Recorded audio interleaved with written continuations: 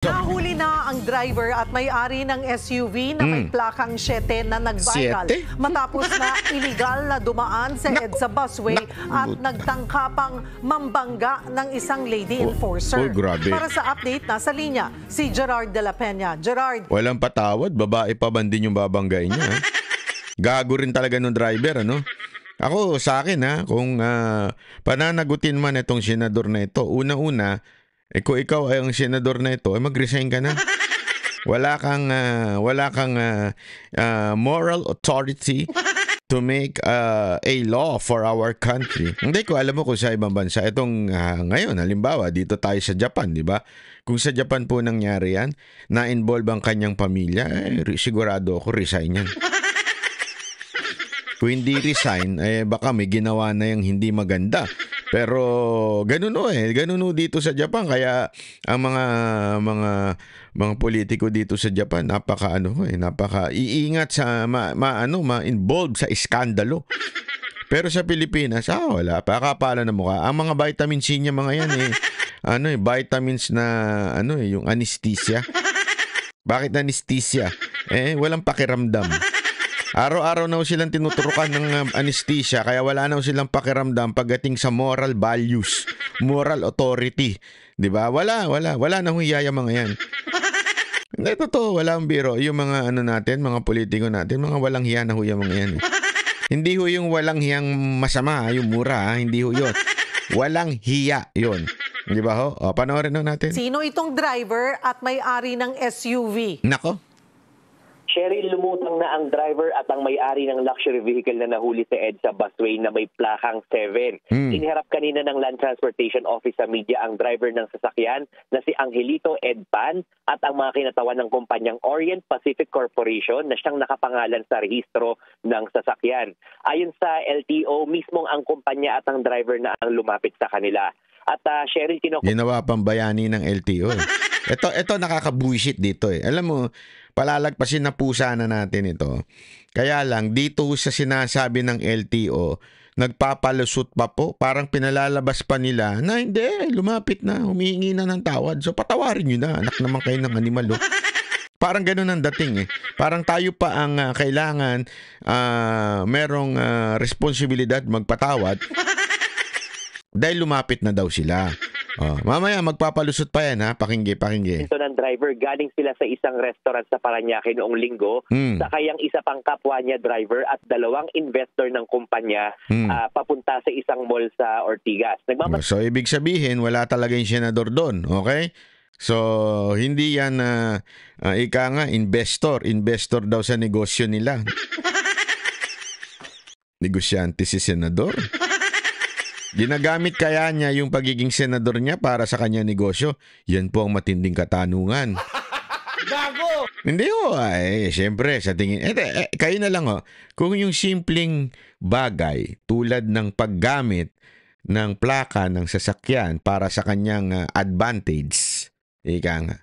Ginagamit niya kaya yung pagiging senador niya para sa advantage ng negosyo ng kanyang pamilya?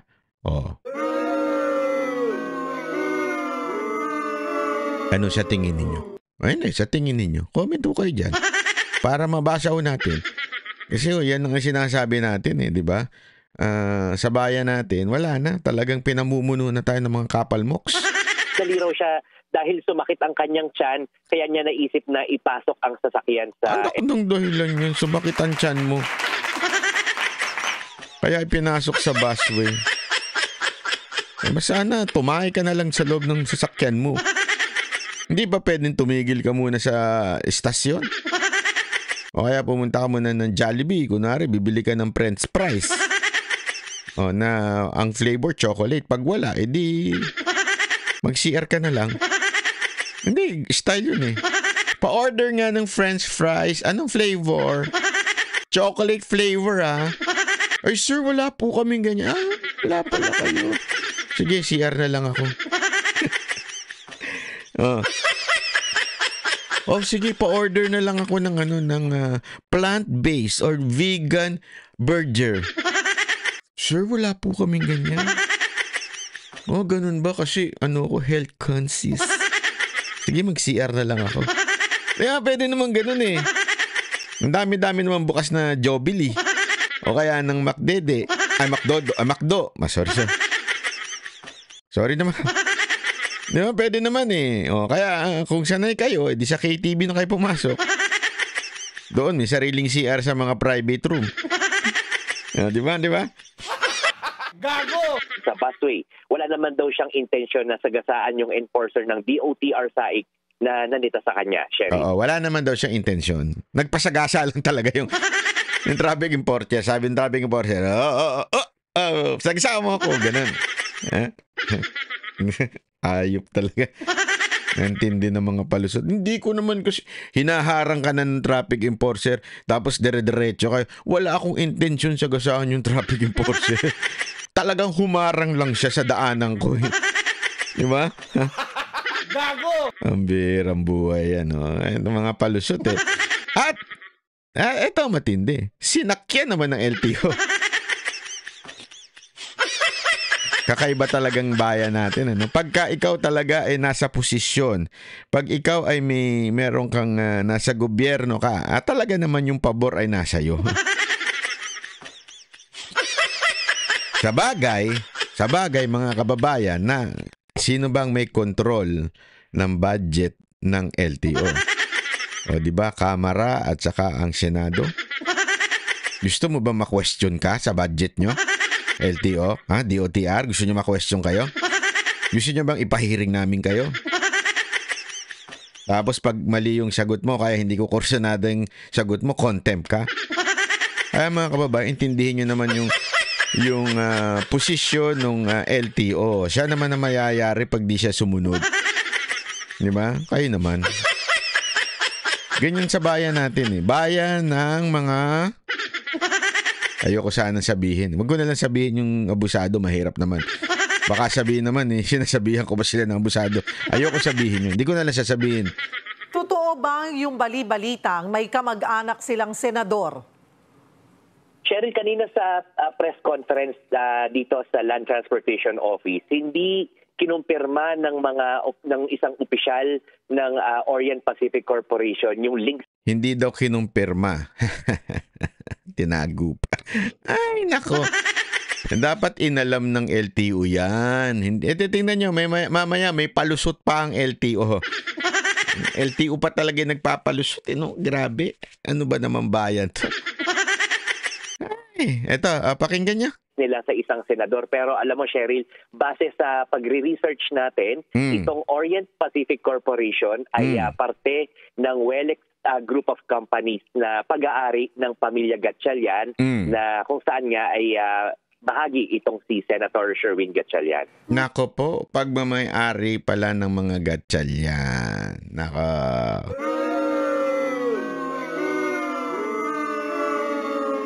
Alam niyo na, di ba? Malamang kay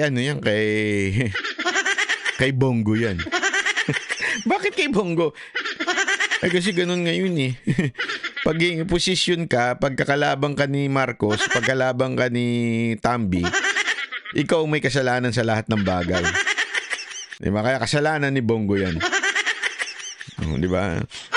Hindi po. Sa totoo lang, ayan na nga. Kay Gatchalian na nga eh. Sa pamilya Gatchalian yung sasakyan na yun. Mantakin mo, ilang kaya yung sasakyan nila? Di ba? Isipin mo, ilan yung sasakyan ng pamilya Gatchalian? Ilang kaya doon ang gumagamit ng 7 para sa coding? Tama nga naman. Kung ikaw ba naman traffic enforcer, paparahin mo ba yung 7 kahit nang gano'n na yan? Nag-counterflow? Hindi mo paparahin yan. Buti na lang yung sa busway. Sigurado ko naka-video yun. Kaya inano nila. Kasi kung hindi naka-video yun, baka mag-sorry pa yung taga-busway. Parang yung nangyari doon kay Singson, di ba? Uy, si Chabit pala yung pare. Yari tayo dyan, pare. Gumaganon-ganon pa yung bossing doon eh. Pare, yari tayo dyan, si Chabit dyan. Oh. Kung kaya nga siguro malamang, kaya ito lumaki issue kasi naka-video sa media.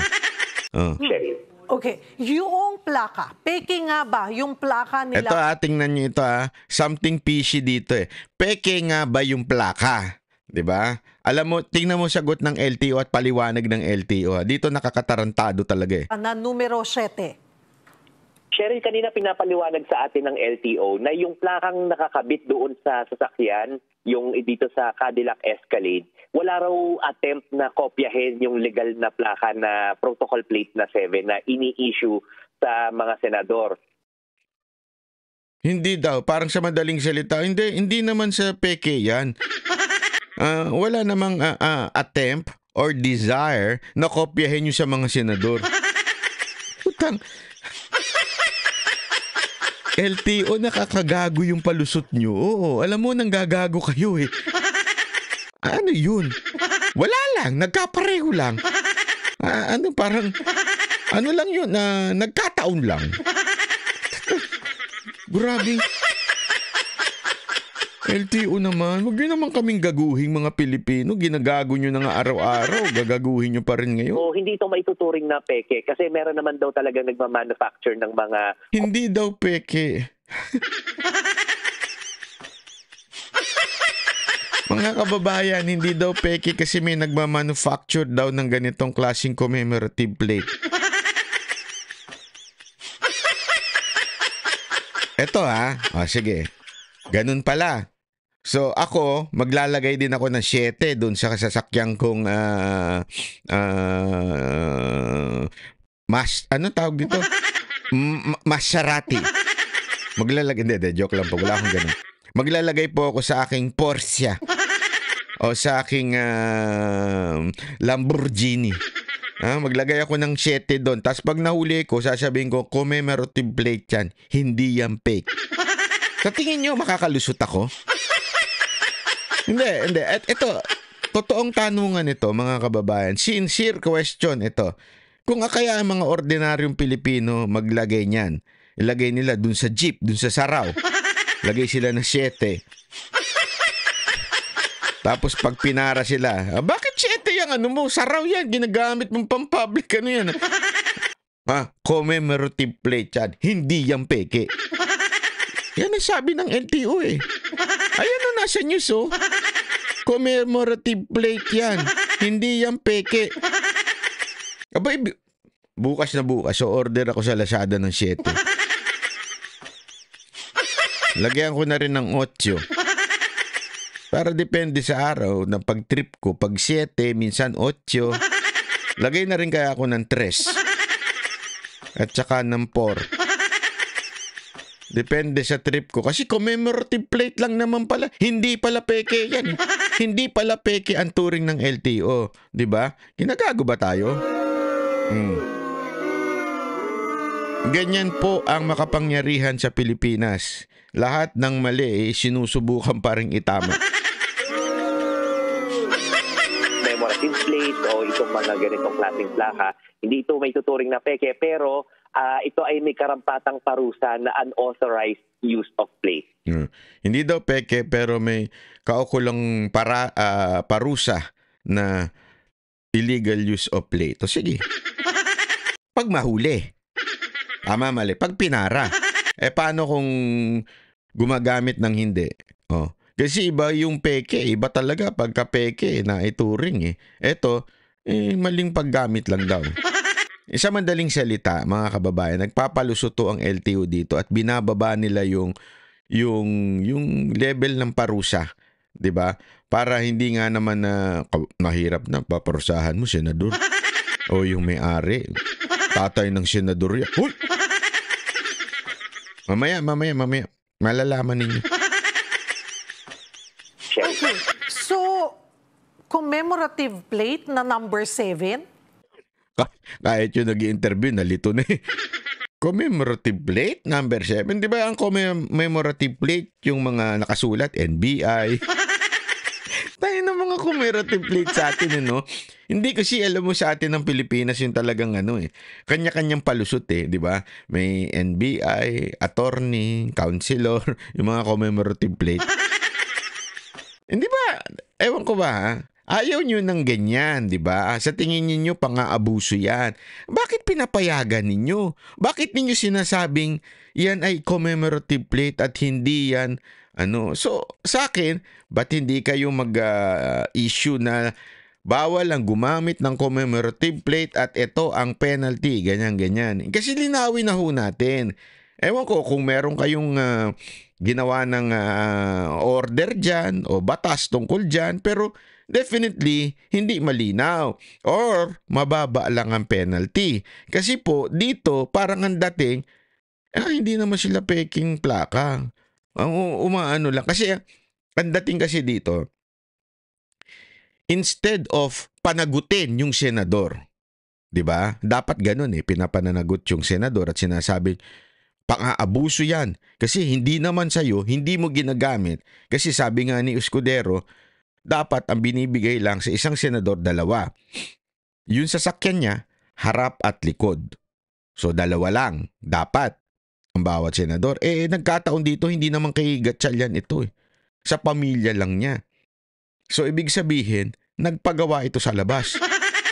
'Di ba? So nagpagawa sa labas, yun ang dating kasi supposedly kung ikaw si Gatchalian, Senator Gatchalian, ikaw ang gagamit nung harap at likod na opisyal na ginagamit ng senador. Pero this instance, ang gumamit po ay hindi naman ikaw. So definitely, sinasabi nga dito, hindi yan peke, commemorative plate yan. Ganito na lang lagi. So, how many senators are doing that way? How many congressmen are doing that way? Diba? Anong tawag niyo dyan? Yan po ba ay privilege? Yan po ba ay tama? Kaugalian? O baka naman, yan ay pang-aabuso? Diba? Meron? Oo, tama, Cheryl. Kumbaga sa hindi siya attempt talaga to duplicate. Hindi niya kinokopya yung totoong protocol plate. So kumbaga sa dinisenyo lang niya siguro parang pinapaliwanag sa ating kanina ng LTO. Ito yung mga plaka na commemorative lang o yung parang temporary lamang. Cheryl. Okay. Of all the numbers, bakit ganun yung numero na nagkataon ka na connected itong Orient Pacific Corporation sa mga Gatchalian? Na alam naman natin lahat, Senator Win Gatchalian is a senator. Oo, tama yan, Cheryl. Yan yung gustong malaman ngayon ng LTO, kaya mag-i-issue sila ng show cause order doon sa kumpanya para ipaliwanag ito. Kasi mismo yung kumpanya kanina, tinatanong din namin sila kung aware ba kayo, alam nyo ba na merong nakakabit na 7 na plate dito sa inyong sasakyan na nagkakahalaga ng mahigit 18 million. Ang sabi rin ng kumpanya kanina ay iniimbestigahan pa rin daw nila ito. Naks naman. Kanya-kanya na lang talagang palusot. Iniimbestigahan pa. Anong iimbestigahan mo dyan? Sorry pero pinalitan lang yung plaka ng harap ng sasakyan nyo. Iimbestigahan nyo pa. Hindi nyo ba pwedeng alamin? Sino driver? Ito. Tapos ang usapan. Ito ang driver, naglagay dyan.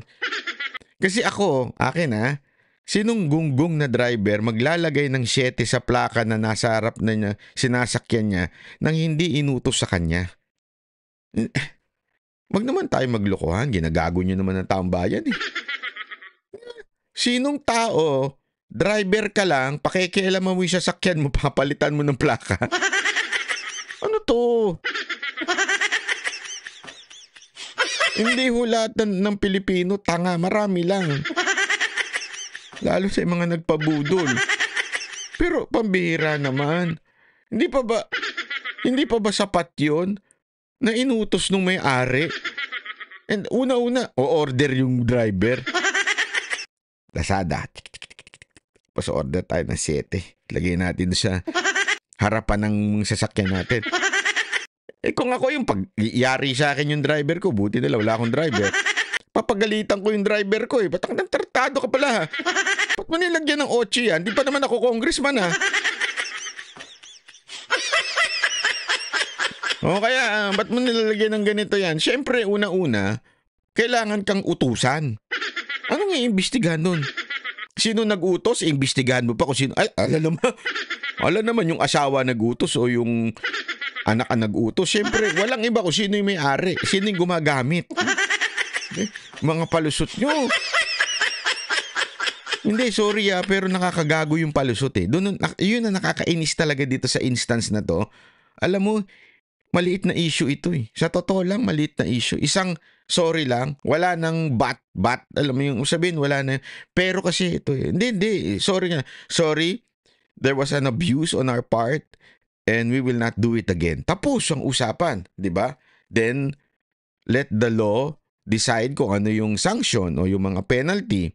O di ba? At let the people judge you. O, di ba? Instead of, ang dami nyo pang palusot, commemorative plate lang yan. Hindi namin alam kung ano pa, iimbestigahan pa kung sino naglagay dyan. Ito naman, no? Kaya lumaki ito kasi nakakagago eh. 'Di ba? Yun yung point dito kasi kung ordinaryong Pilipino ito na naman, 'di ba? Isang walang kinalaman. Halimbawa, isang taong walang kinalaman sa senador tapos naglagay niyan. Sigurado ako, yari 'yon. Sigurado ako kung ano-anong sasampang kaso doon. 'Di ba? Wala nang palupalusot yung LTO. Dito halatang halata. Porket meron talagang connection dun sa senador, pati LTO, tila pinagtatakpan yung pangyayari na ito. Yan ang totoo. Kaya nakakabuisit.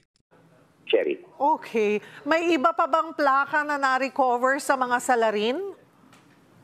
Cheryl, yan, wala na tayong nakuhang impormasyon dyan. Wala nang ibinigay na impormasyon ang LTO kung meron pa silang ibang plaka na nakuha mula doon sa kumpanya o doon sa sasakyan.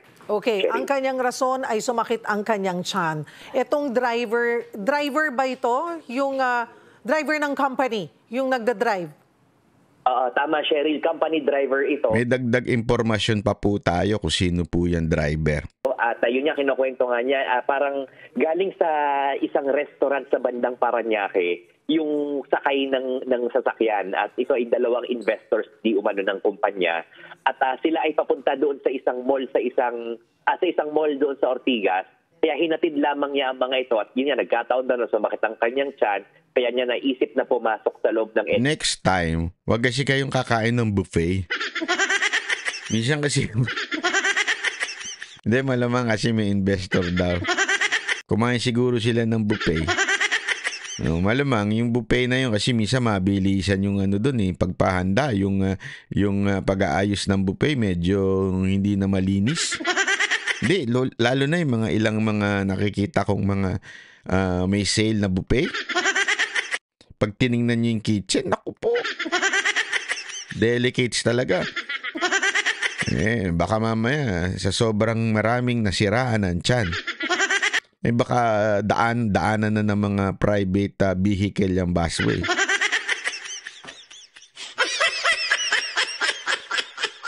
Hindi, alam nyo, dapat talaga merong dyan meron tayong yung tinatawag, kung meron yung pag-inspect ng mga lasing, dapat may pag-inspect din ng amoy.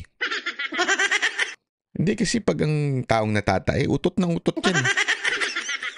Diba? So, isisiksik mo yun doon sa sasakyan o kaya doon sa aircon. Grabe yung level ng utot dito. Ibig sabihin, totoong natatae na siya. Yung pwede nyo nang pagbigyan. Pero kung wala namang utot ng utot, totoo yan. Walang biro. Kaya nga iba, pinipigilang umutot kasi minsan may sumasama. Diba? Totoo naman, walang biro Kaya nga, doon malalaman mo na kung tutunay na natatae. Alam ko yan. Sa busway, para nga naman daw mas mabilis yung kanyang pagmamaneho. Okay. Hindi naman excuse. Maraming ganyan ginagamit na. Lumang storya na yung ginagawang excuse na sumakit yung tiyan. Whether sumakit yung tiyan niya or hindi, alam niya na mali yung ginawa niya. Ano ang pananagutan? Anong mga kaso ang kakaharapin niya? Tama yan, Cheryl. Kanina nga, parang on the spot. Hindi ko alam kung optics lang ito. Sa harap namin ay tinikitan mismo yung driver. Naksa!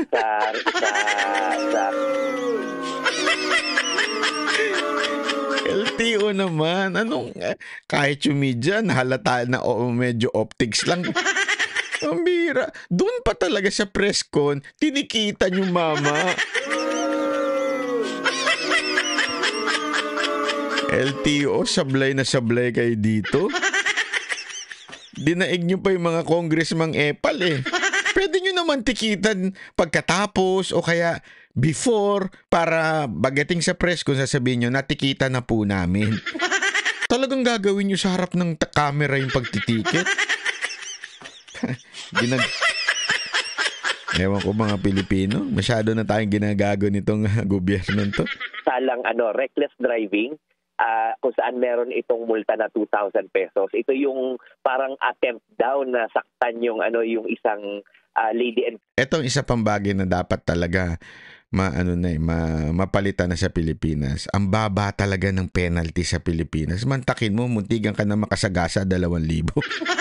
Tinakasan mo 2,000. Aside from the 5,000, di ba, yung sa busway.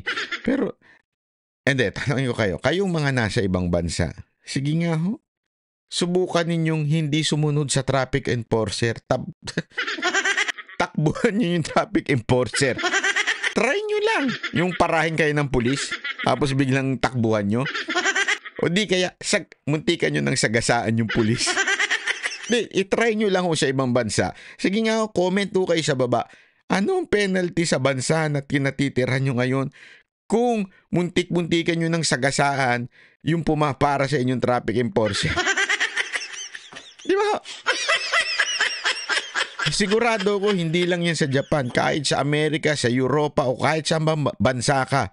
Baka siguro sa mga third world country lang na pwede mong lagyan o pwede mong yung mga o kaya naman sobrang baba lang.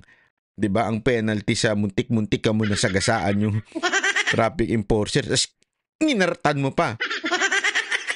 Enforcer na ganita sa kanya. Although sinasabi niya hindi naman daw niya sinasadya dahil automatic yung sasakyan, kapag ka nabitawan mo ng konti yung preno, iaandar.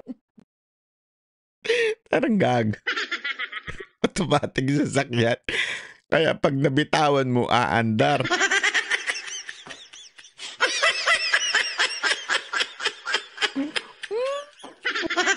Gusto kitang mga palusot din nyo dyan. Ang bira. Hindi ho ganyan ng automatic. Pag binitawan mo yun, sa totoo nga lang yung kanyang luxury car, walang biro ho yun, Sigurado ako may automatic brake yun. Yung yung Lamborghini ko. Tsaka yung Ferrari ko. Hindi. Joke lang po. Hindi po ako networker. Pagka merong automatic brake yun, pagka nadidetect niya na yan pa kaya, sobrang mahal niya sasakyan na yan. Unless talagang inapakan mo yung gas. Hindi ito walang biro ito para lang sa kaalaman ng iba. Hindi ko siya pero alam ko po yan. Ang lahat ng luxury car, especially that kind of car, meron po yung automatic sensor na sasadyang nagbe-brake kahit nga ayaw mo eh. Unless i-off mo o unless sadyain mo na apakan yung gas. Actually, yung iba pa nga, hindi mo mababypass yung automatic brake eh.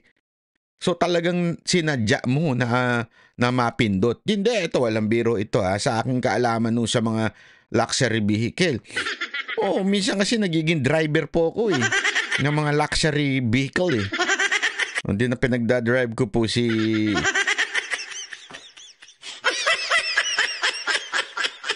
Elon Musk, mga ganun, di ba?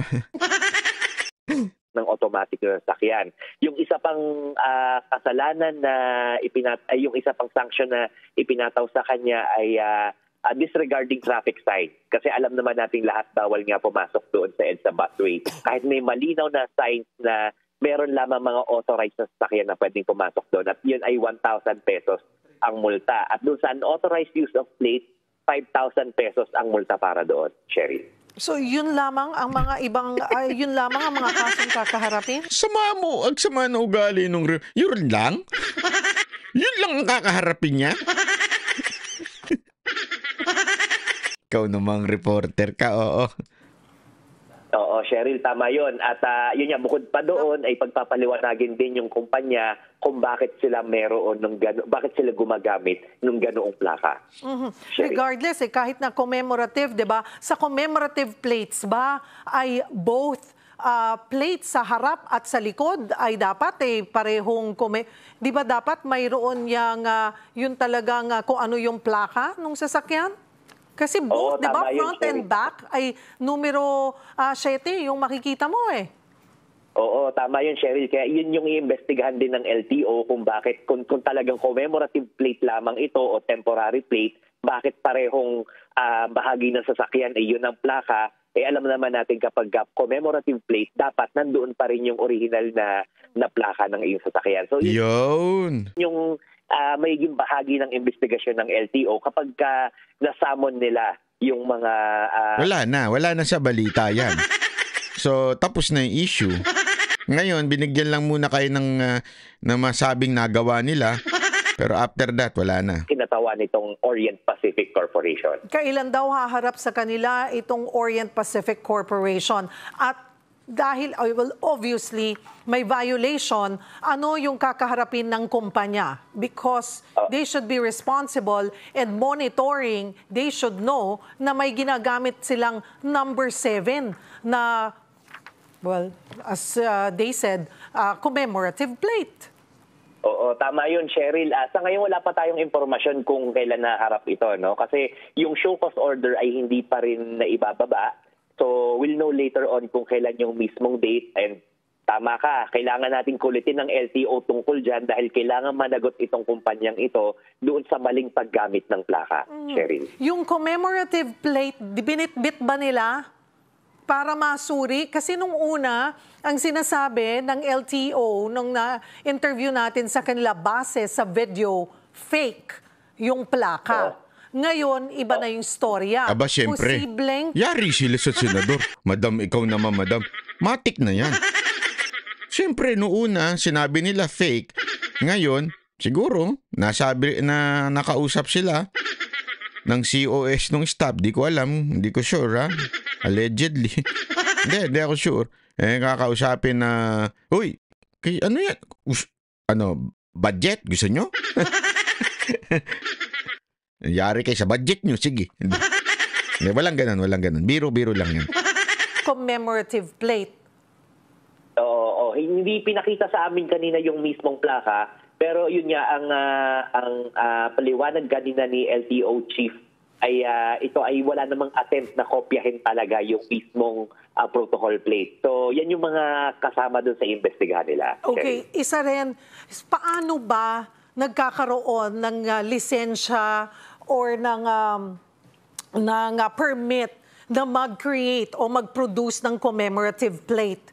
At saan nanggaling itong commemorative plate na 7? Kasi hindi ka naman basta-basta, di ba? Sabi mo nga, it's not an attempt na kopyahin yung mga ibinibigay sa senador. Bagkus ito ay commemorative plate. Pero hindi naman anyone can just make a commemorative plate, hindi ba? Oo, hindi ko lang alam yung mismong yung mismong patakaran ng LTO, pero last I've heard ay parang gusto ng LTO na totally i-ban na yung paggamit ng commemorative plate. Pinagbabawal na yung paggamit. Hindi ko lang alam yung mismong batas ngayon. But in terms of yung paggamit ng protocol plates na 7, kanina na pag-alaman natin, Cheryl, hindi pala automatic na ibinibigay ito sa mga senador. Kasi each senator pala is assigned parang 2 pairs of plate. At iyon ay by request. Hindi siya automatic na ibibigay porque kay nanalo bilang isang senador. So, kailangang i-request din. So, yan yung mga titingnan nila yung guidelines sa paggamit. Although kung magkakaroon ng revision sa policy ng paggamit ng mga ito, ay nakadepende raw ito sa Malacanang or sa ating mga mambabatas. Dahil ang LTO daw ay tagapag-implement lamang nitong mga policies na ito. At mambabatas daw ang magde-decide.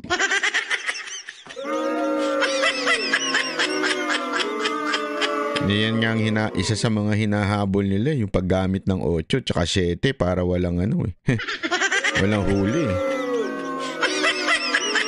Tapos sa kanila nakaasa kung papagawa niyan. Siguro ay pambira. Yung mga mambabatas natin, puro mga self-serving ang kanilang pinatutupad. Diba? Gago! Yung doon sa number of sets ng plates ng bawat government official na bibigyan, diba? Ng special plates. Pero you might wanna look into yung sa commemorative plate. Paano ba? Meron ba talaga? May nag-apply? I don't know if you apply that. Meron ba Madam, gusto mo malaman? Nasa Lazada. Hindi, walang biro. Makaka-order ka ng ganyang plaka. 8, 7, 2. Hindi naman siguro yung 1, 2, 3. Pero yung mga 7, 8, 16, marami yan. Lazada Google mo. Pa-approve na pwede silang gumawa ng commemorative plate na number 7? Sino ito? Ilan ang allowed sa mga commemorative plates na ganyan? 'Di ba? Kasi para alam natin, kasi sinasabi nila, it's not fake. So parang lumalabas, I mean, ano siya, legit yung kanilang plate na 7 as commemorative plate. Hindi lang as, someone from the Senate. Oo. Yun din, Cheryl, yung kaya nagkaroon sila ng multa na na 5,000 pesos for unauthorized use of plate dahil itong 7 na plate ay hindi talaga pinapayagan. Kung yung pagkakagamit ng 7 as commemorative plate ay hindi pinapayagan. It's inappropriate. Kaya may multa rin ito na 5,000 pesos. Okay. Kamusta yung lady enforcer?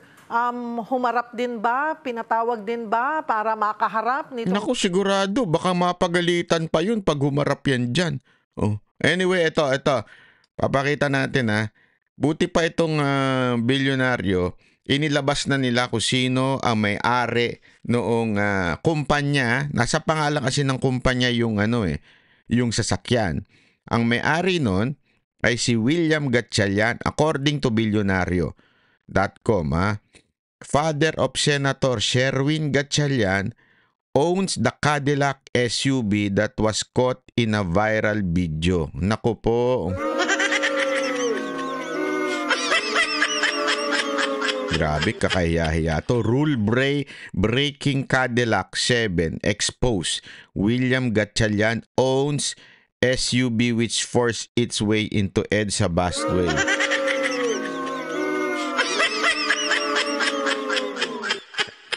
Alam mo kung ako si Sherwin Gatchalian, mag-sorry ka na lang. Diba? Huwag na tayong magbarami pang hanas sa buhay. Mag-sorry na lang tayo. Mali. Naging abusado kami sa paggamit ng number 7 ng aking ama. Ganun lang.